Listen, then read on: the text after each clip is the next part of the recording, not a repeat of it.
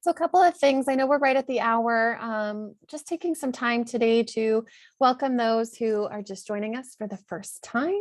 My name is Krista Ellis. I'm the Community Programs Manager with the Parkinson's Foundation, and I serve our Florida chapter down here on the south side of the states. If you're here for the first time, just know that you'll be muted for the duration of today's session. If you have comments or questions, do not hesitate to use the chat feature. We have a chatty bunch here, so please don't hesitate to put those questions, remarks, suggestions, feelings, anything that's on your mind. Say hello to your mindful community. Let us know where you're tuning in from through that chat. And as always, I do encourage, if you're comfortable with it and have the ability to join us on video. It helps me as the facilitator of this program just to see your faces. And I know that it's nice for our community to see each other as well. Our next live English session will be February 7th, next Monday, and we'll be talking about abundance and gratitude. I've been working on a lot of gratitude recently in the past few weeks, and so I thought I would just share some of the things I've learned in practicing a daily gratitude list every day. So something to look forward to. Great, a lot of people just joined us. Welcome in the chat. Hello, everyone. Hello, hello, hello. All right, so let's get into it. Welcome, guys, to the Parkinson's Foundation's Mindfulness Monday. As I mentioned before, my name is Krista. I serve the Parkinson's Foundation's Florida chapter, and I'm so grateful that each of you are here today. Here's a list of our upcoming Mindfulness Mondays. So next Monday, we have Abundance and Gratitude with myself. And then on February 14th, we welcome a new co-host to our mindful community. And she'll be talking how to transform fear into courage. And of course, always inviting you to join our other virtual PD Health at Home events, Wellness Wednesdays and Fitness Fridays. This Wellness Wednesday, we have our expert briefing, sights, sounds, and Parkinson's. As we grow older, it is normal to experience age-related vision and hearing changes. However, for people with Parkinson's disease, difficulties related to the eyes and vision, as well as hearing loss, often progress alongside other PD symptoms. If you want to learn more about how changes in vision and hearing, as well as other senses, including taste and smell, impact people with Parkinson's and how to cope with these changes, Jennifer's going to drop in the chat a link to sign up for that program. If you have any issues with the online registration, do not hesitate to call our helpline and we'll get you guys squared away. Few things to mention about the Parkinson's Foundation's mission. We are here today to support your journey through Parkinson's, and every day and in everything we do, the Parkinson's Foundation staff and volunteers are working to make life better for people with Parkinson's. And how do we do that? We do that by pursuing 3 goals in our mission. The first is to improve care for everyone with Parkinson's. Second, advancing research toward a cure. And of course, our third pillar is empower and educate our global community. And you guys are taking part in that empowerment and education by attending today's event. So thank you all so much for being here. And now, if you haven't seen her face yet, I am so excited to just welcome our newest expert to our Mindful Parkinson's community. Yes, Jennifer just spotlighted her here. So she's a big and bright on your screen, Dr. Katalina McInerney from the University of Miami. I met Dr. McInerney a couple of years ago. I was looking for a neuropsychologist to help kind of talk about some of the communication challenges people with Parkinson's and just the general public have in communicating well, some of their conflicts, issues, anything that's just a little difficult to talk about and can be even more difficult when you're living with Parkinson's disease. And so I invited her here today because she does have expert knowledge in mindful meditation and actually leads her own group too. So Dr. McInerney, I'm so grateful that you're able to join our Mindful Parkinson's community with the Parkinson's Foundation. And I will turn the tables over to you. Right. There we go. All right. Thank you so much for the introduction, and hi, hello to everybody. Welcome And thank you so much for attending this session. My name is Katalina McInerney. I am a neuropsychologist at the University of Miami Division of Neuropsychology and Cognitive Neuroscience. I am truly, truly honored and grateful to have been invited to contribute to this wonderful Mindfulness Monday program through the Parkinson's Foundation. Today, I am going to spend a few minutes talking about how mindfulness can lead to improvements in attention, in working memory, executive functioning, and self-awareness. After that, I will guide you through a mindfulness exercise. And then when we finish the exercise, we will have some time for discussion and to answer any questions. So feel free to keep messaging on the chat, and I'll try to get to the comments as I can. But if we don't get to them before the exercise, I'll definitely try to get to them afterwards. All right, so let's get started by making sure that we are on the same page regarding the vocabulary in the title of this talk. Today, I am talking about attention as the ability to focus or concentrate on a particular task. Working memory refers to the ability to hold different things in your brain at the same time in order to be able to multitask, to do different things at the same time. Executive functioning refers to a whole host of higher order functioning, like controlling impulses, problem solving, abstract thinking, and decision making.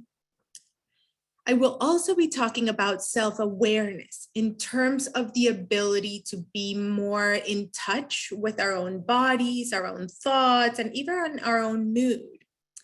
These are all abilities that improve through the practice of mindfulness. Mindfulness is a wonderful practice to help us be present in each of our daily activities and situations. When we practice mindfulness, you are training yourself. It's really a training exercise. You're training yourself to be a much better observer. And by doing that, then you can act much more efficiently and effectively when you're presented with challenges. And thanks to diligent scientific research over the last several decades, we now know that mindfulness physically changes the gray matter in our brains. Brain images show significant changes in the prefrontal cortex. That's the frontal area of your brain responsible for higher order thinking processes like attention, decision-making, and impulse control. Mindfulness helps improve attention, working memory, decision-making, impulse control, and self-awareness. That happens by changing the way our brains work. So it doesn't just change our behavior. It actually leads to changes, to organic changes in the brain and the way the brain works. One change we see that is relevant to this talk is we see an improved ability and an increased ability to engage in better networks in a more automatic way. And I'll explain what I mean by that. So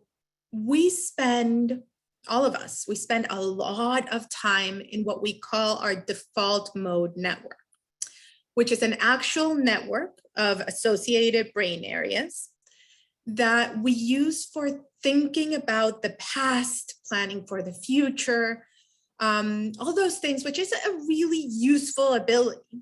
The problem is we tend to use it too much of the time. We use this network so automatically in most of our daily lives that it earned the name, the default mode network is what we kind of tend to default to, even when we're told not to do anything, to just sit and not think about anything, we go to that default mode. We spend a lot of time thinking about the past, planning for the future, without really experiencing the present moment. Through practicing mindfulness, you learn to be more present and attentive to whatever it is that you are going through in that particular moment. And brain scans have demonstrated that by practicing mindfulness, you are better able to move away from using the default mode network to using what we call the task positive or executive control network.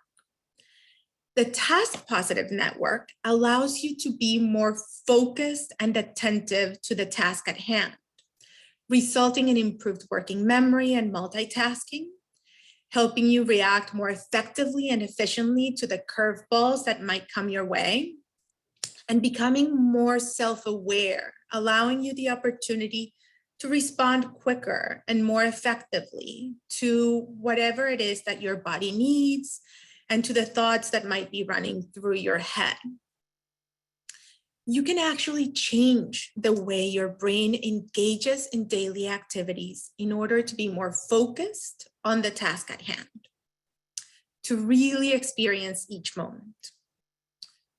So now I have a brief exercise planned for you. During this exercise, it will be normal for your brains to wander. When you notice that your brain is wandering, just appreciate that moment of awareness and come back to focus on the exercise. The more we practice, the easier it becomes to stay focused during formal exercises like this one and in our daily lives. Okay, so let's get started. I saw several questions coming through. I'll get to them after the exercise, and that way we make sure we're respectful of everybody's time also. So this exercise is called the candle wax exercise, and it will take about 20 minutes. Try to keep your back straight because that will allow better air capacity in your lungs and will improve oxygenation of your brain and your body during the exercise. A lot of people ask me this. I recommend breathing in through your nose if you can, because our bodies have a pretty nice filtration system through the nose. So we should take advantage of it. If you can't, that is okay. The breath out, feel free to breathe out through your nose or through your mouth, whatever you feel more comfortable doing. Okay, so let's get going.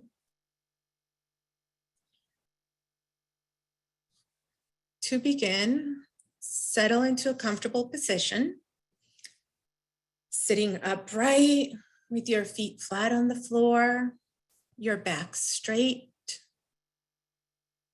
You might want to take off your glasses if you wear them and rest your hands comfortably in your lap.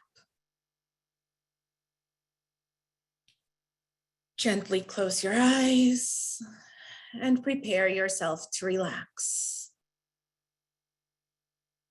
Focus on breathing naturally, inhaling and bringing oxygen into your body. Exhaling and relaxing. Allowing your body to sink a little more into relaxation. Prepare yourself to experience calm, to feel quiet, to know peace.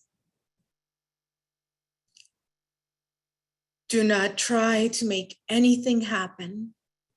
Rather, allow yourself to let go of the tension of controlling anything. Allow yourself to focus on your breathing and watch the relaxation you feel spread to all parts of your being. Begin to sink down and be supported by your surrounding environment. Begin to withdraw your thoughts from your surroundings and to center your focus inward on the peace and stillness within you.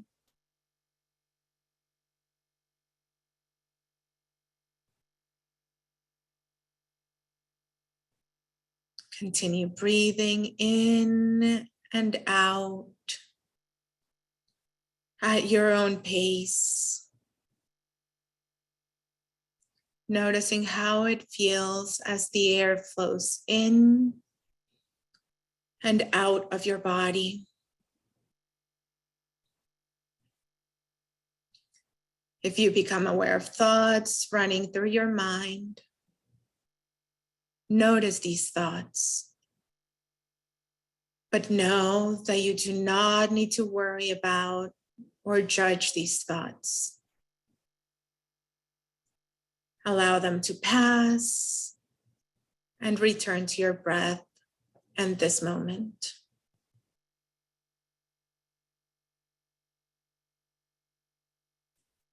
As you focus on your breathing, say to yourself, I am relaxed, I am calm, I am comfortable. I am relaxing into the supports around me. My mind is beginning to quiet down. My body is relaxed. I am at peace.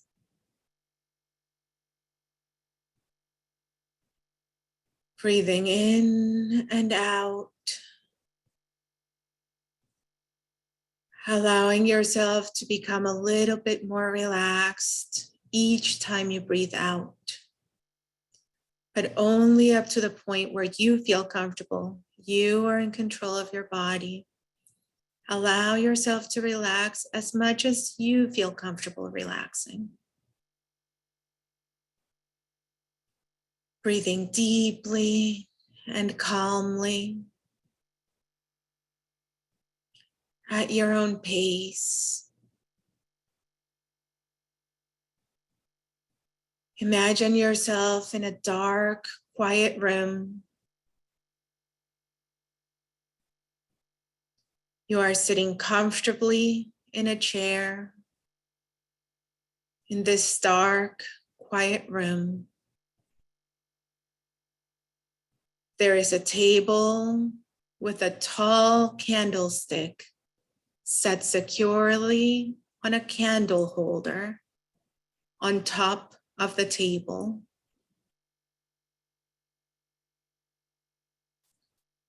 Focus your attention on the candle. Look at this candle. Appreciate its color and texture.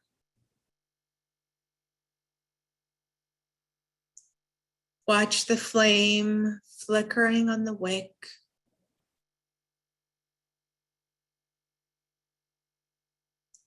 Notice the color of the flame, its size.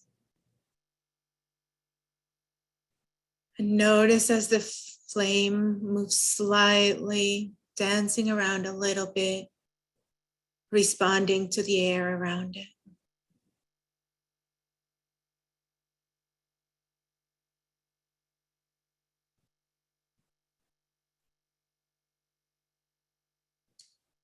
Your candle might be scented or not.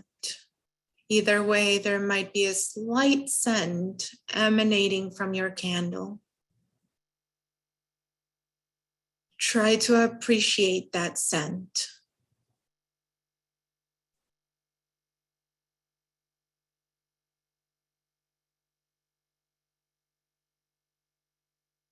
If you notice your thoughts wandering or any other distractions, that is okay.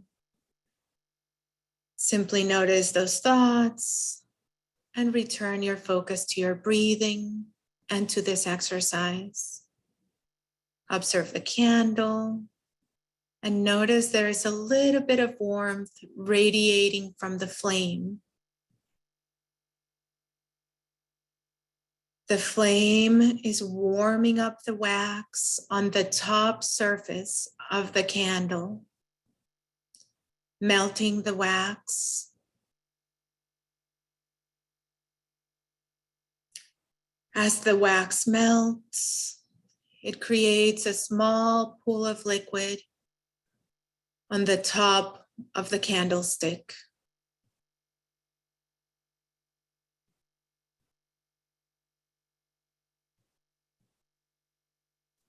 As the wick burns, the pool of wax slowly becomes too large for the space holding it. And the wax begins to overflow, much like the tension stored in your body that builds up and seeks release.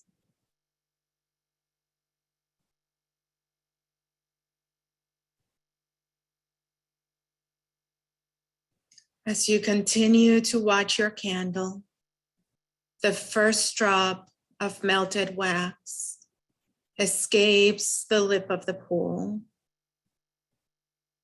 and slides down the side.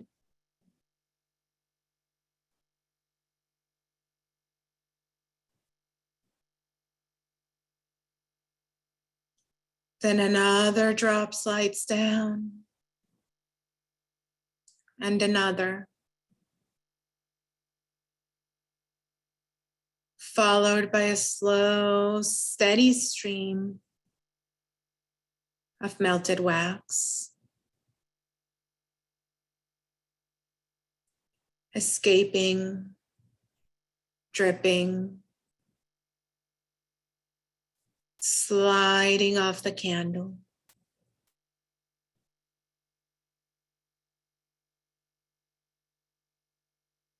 If at any point you notice your thoughts wandering, that is okay. Simply notice that thought. Appreciate that moment of awareness. And bring your attention back to your breathing. Breathing deeply in and out, calmly, at your own pace.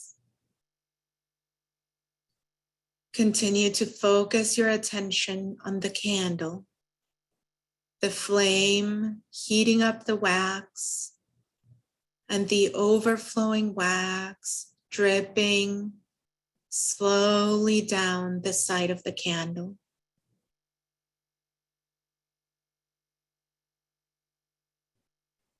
Continue breathing and noticing as the wax melts, drips, slides down the side of the candle.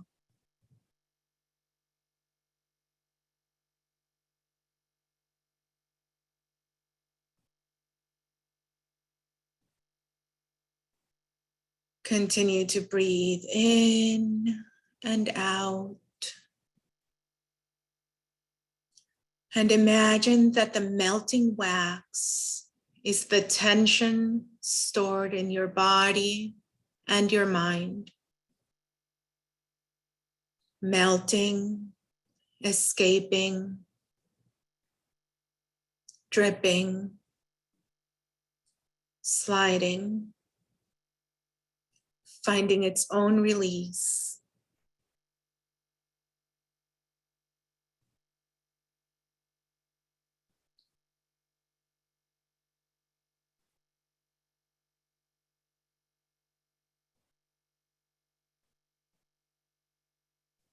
To a mental check of your entire body. With each breath in, allowing yourself to notice any areas of tension or discomfort in your body, from your head down to your toes. And with each breath out, imagining that any tension you find is melting, sliding off your body into the supporting environment. Just like the wax melts and drips off the candle, allow any tension you are holding in your body and your mind to melt away as you breathe.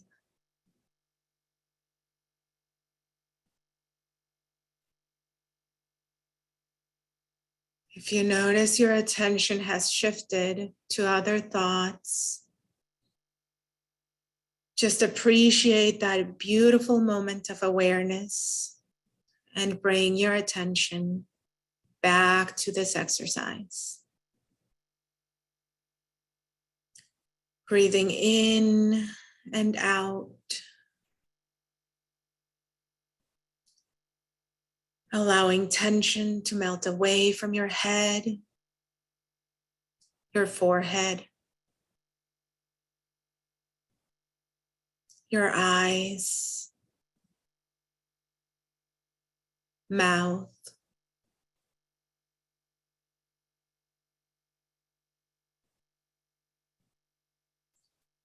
As you breathe in and out, allow any tension to melt away from your throat, your neck, back, shoulders,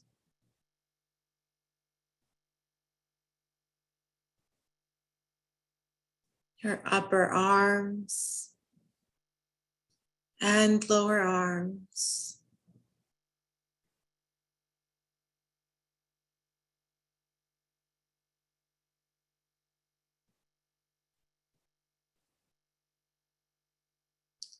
Breathing in and allowing any tension or discomfort to melt away from your chest, your stomach, your pelvis,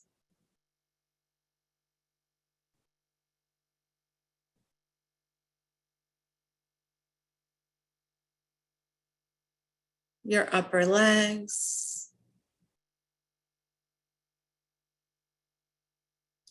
your lower legs,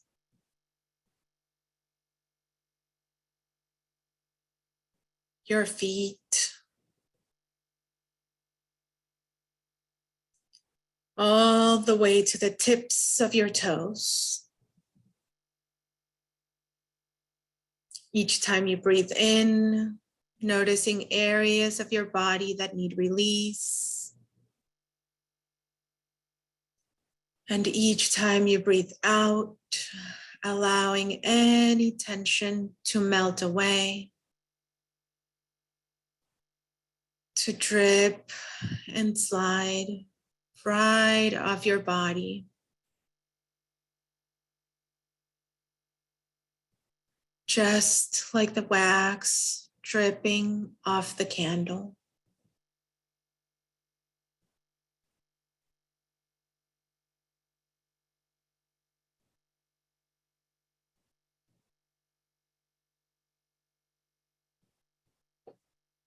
Enjoy a moment in silence, continuing to breathe and allowing any remaining tension to melt away. I will give you 1 minute to continue breathing in silence, knowing you are relaxed and comfortable. I will let you know when that minute is up.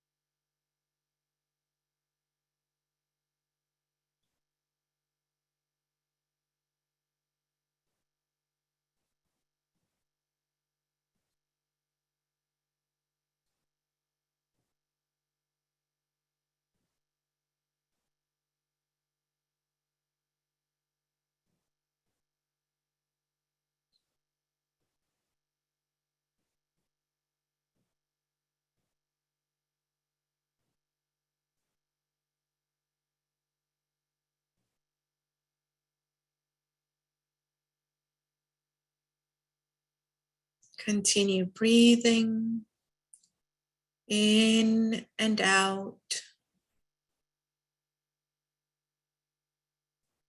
Prepare to bring yourself back to this room, back to the surfaces that support you, back to the gentle, steady rhythms of your breathing. Use this relaxation experience to be more aware of the pace in which you return to your daily activities. Having allowed yourself to slow down your pace of life during relaxation, allow yourself to gently ease back into your daily activities that are likely faster paced. Now, whenever you are ready, you may slowly open your eyes.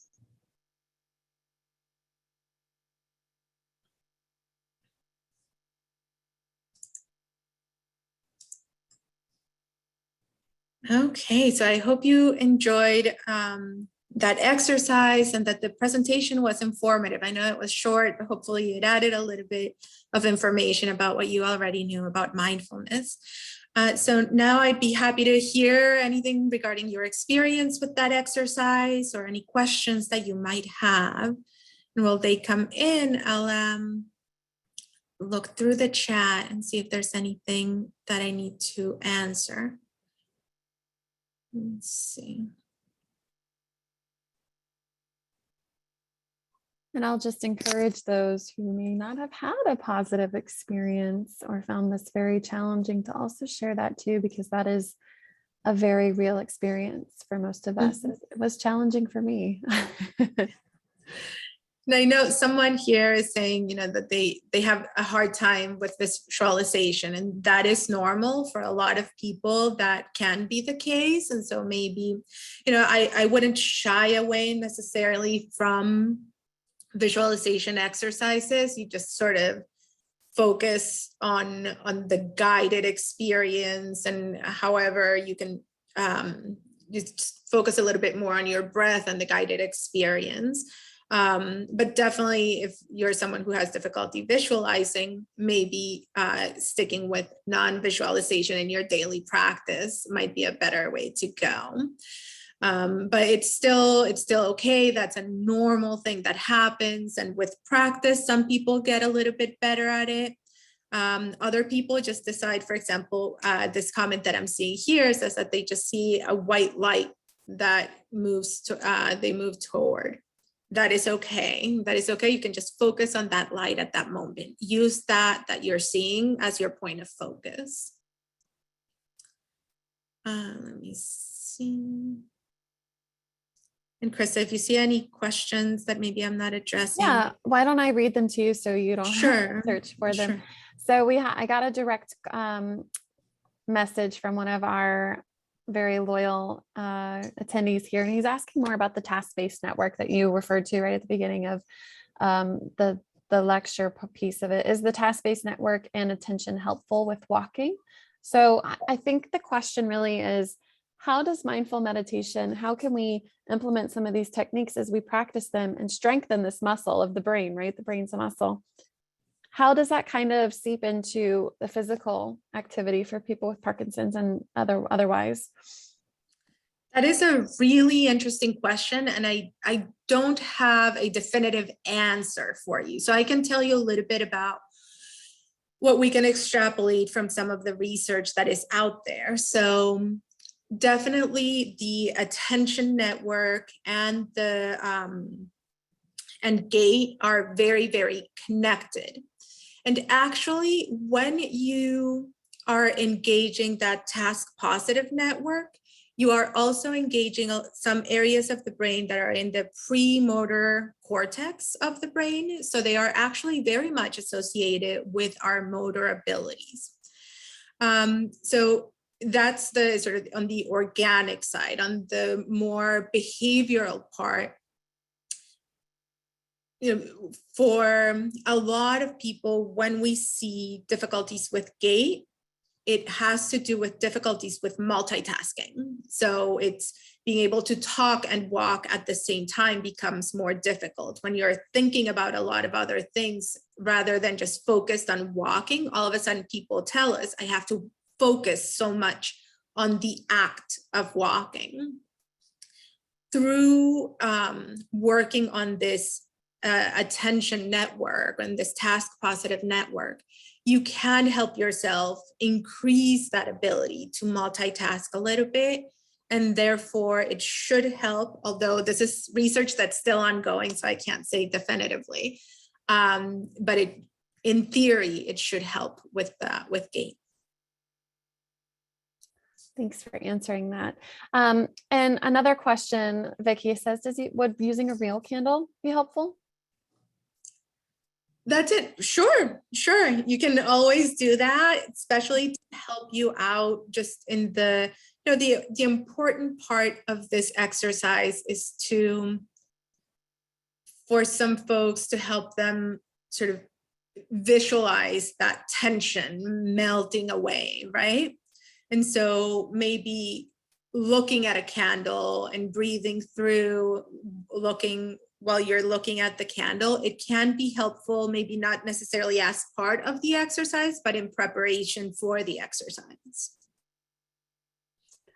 I think we did a candle wax exercise today. So if you are using a true flame, a real fire flame, they call that a candle flame exercise, where your eyes are focused on in yoga, what you call a stira, something of focus to take your vision to. Jenny wants to know, how do I continue this practice? So Jenny, we meet every Monday, just about. We also record these sessions, and we have a full library of meditation practices for people with Parkinson's, anyone who's living with someone with Parkinson's. These meditation practices are beneficial to the public. So find us on YouTube, and you can continue practicing there offline, and then meeting us live on Monday morning or afternoon, depending on what part of the world you're in. Mike Woodward. Mike wants to know, what's the difference between this and self-hypnosis? So it sounds like Mike had a deep experience today. So there are some similarities, but when you go into hypnosis, it is a little bit of a deeper dive into that unconscious. So I'm not very versed in hypnosis, to be completely honest. I did a little bit of work with an instructor a long time ago, but I'm not very well versed in hypnosis. I know what we're doing here is mindfulness. I believe in hypnosis, sort of the purpose is a little bit different, but it can be very similar. It definitely has some similarities. I'm sorry, I can't answer that question. I think that the practices both, Krista might be able to. They both encourage us to enter a different place of consciousness, and that is a similarity between the two, but the contrast difference is having somebody else guiding you through this sort of awareness, whereas hypnosis is trying to quite literally change a pattern in the brain, if I'm speaking correctly. I got another question, and I know that we're past time, so if you guys need to leave, please leave. We are recording, so and I want to be respectful of Dr. McInerney's time, but I think this is a very good question related to those of us who are here living with pain. And so we do have several sessions that address Parkinson's disease and just general pain, aging pain, all kinds of pain, emotional pain, spiritual pain. But I do believe that this particular question is directed towards physical pain. And so we have a question of, how do I release pain? Not so much tension, but pain. So there are some exercises that are specifically crafted to help you with pain. There's a whole area of study that uses a lot of mindfulness in pain reduction. So breathing exercises that you can do to help alleviate pain, but it's very similar to what we did truly, because what it does is it helps release the tension in the muscles that then can create a negative cycle with pain. So it's a lot about noticing the pain and being able to soften that area of your body, and sometimes to accept the pain and be able to live your life despite the pain. So there's a lot of different components there. Definitely something that I don't know, maybe there's a different host that is going to talk about pain. I'd be happy to work on that next time that I come, if that's something that folks want. I think that's a great segue into our next time with you, Dr. McInerney. In the meantime, please do refer to our YouTube channel for more mindful awareness techniques for Parkinson's disease. The titles do include what we'll be addressing or working on. So as you're kind of scrolling through that YouTube library, you can kind of choose which topics you'd like to pick on. And I'll just add, we changed the types of exercises to the note that we received earlier on the challenge of visualization. So a lot of meditation techniques don't work for everybody. And that is why we have different experts join us. We practice different topics of interest for our group here so that you're able to identify what type of mindful technique works well for your body and for your mind. Okay, so if today was challenging for you, that's okay. It's called a practice because it's not supposed to be easy, right? So just continue coming back, and maybe in our discovery, our journey through mindfulness, we'll find something that really works well for your body and for your mind. And Dr. McInerney is going to be joining us again in March. So she's doing kind of a bi-monthly schedule with us. All of our dates are posted on our website at parkinson.org/pdhealth. So you'll be able to find her and mark your calendar for her next session with us. Dr. McInerney, thank you so much for your expertise today. I know I personally appreciate the guidance, and our community here does as well. And each of you for continuing to show up to practice. So we'll see you guys next Monday. I thank you so much for all your comments and your questions. I saw that somebody gave a comment about John Kabat-Zinn and how much work he's done on pain. Great resource, really great resource. But thank you all for being here. I really enjoyed this, and I hope to see you again. Yeah. Thank you, Dr. McInerney. Bye, guys. See you Monday. Bye.